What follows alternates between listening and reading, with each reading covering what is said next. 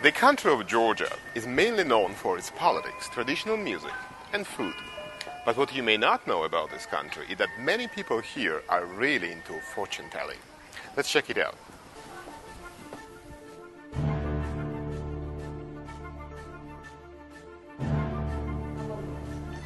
Coffee reading is a popular pastime for many Georgians, especially women. Maka and Tika drove by their friend Rusiko for some chat and a coffee reading session. Will they get married? Will they meet new guys? Will they get a promotion? Coffee grinds provide answers to all these questions and more.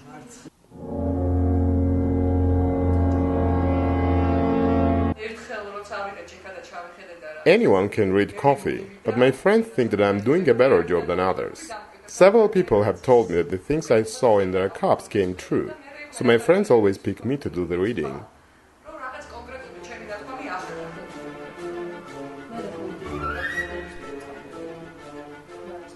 Once the drinking part is over, cups are turned upside down to let the remaining coffee come down on the plates. The residue inside the cup dries into curlicues, supposedly reflecting the twists of the drinker's fate.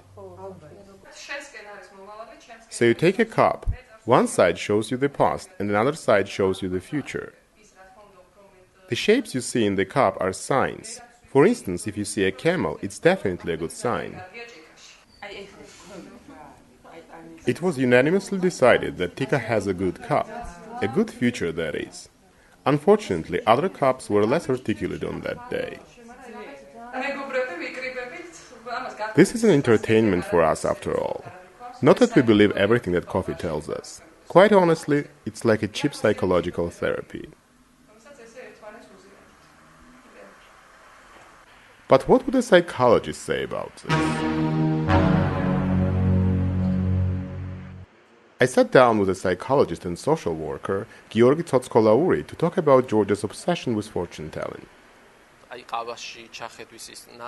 If you see signs and omens in a coffee cup, you probably have psychological issues. You may be having a hard time facing the reality and seek reassurance in a fantasy world, not the world of reason.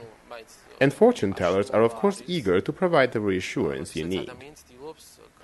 It is hard to say why fortune-telling is especially popular in places like Georgia.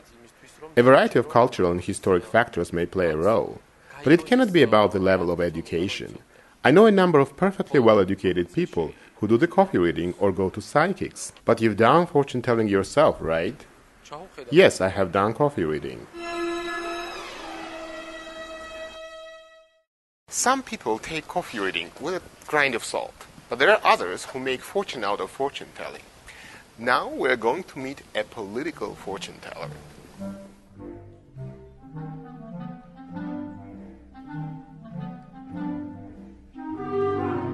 Lela Kakulia needs no coffee grinds or tea leaves to predict the future, and she's not generally bothered with petty, personal matters. She's looking at a bigger, geopolitical picture. Major political figures have sought her advice. Her newspaper is a bestseller and her fame goes beyond Georgia's borders. Whenever the government comes up with big plans for the country, Kakulia is there to say that all of those plans will pan out handsomely.